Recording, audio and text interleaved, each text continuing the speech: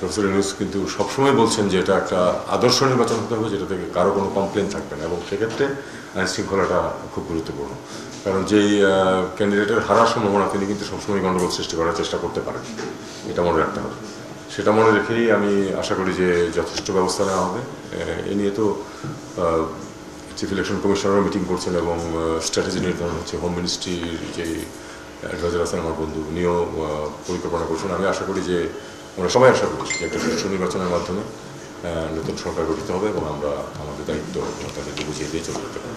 নতুন এবং ফিরে আসা গ্রাহকদের জন্য নগদে চলছে ক্যাশব্যাক সহ প্রতিদিন হাজারো উপহার জেতার সুযোগ। হবে আশা আর ফেরা সারপ্রাইজ সেরা।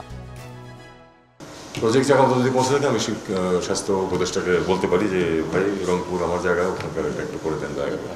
এটা আপনারা যদি করেন, আমি কিন্তু ফলো আপ করতে রাজি আছি। একটা সুখবর যেটা আছে, গ্রেটার রংপুর মানে আপনার একটি রেফারাল হসপিটাল তৈরি হবে আপনার নীলফামারী জেলায়। জায়গা অলরেডি পাওয়া গেছে এবং সেটা নির্দিষ্ট করা হয়েছে। চাইনিজটা তৈরি করবে, চাইনিজ ডাক্তাররা প্রথমে কাজ করবে, তারপরে পর্যায়ক্রমে এটা আমাদের ডাক্তারদের হাতে হ্যান্ড ওভার করবে।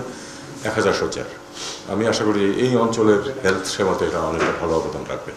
তবে এটা ঠিক যে প্রত্যেকটা মেডিকেল কলেজে যে সমস্যা, আসলে আমরা যদি উপজেলার মেডিকেল সেন্টারগুলিকে আরেকটু, হসপিটালগুলিকে আরেকটু কার্যকর করতে পারতাম, তাহলে কিন্তু আপনার এই জেলার উপরেও চাপটা একটু কমতো। আমরা এটা চেষ্টা করছি।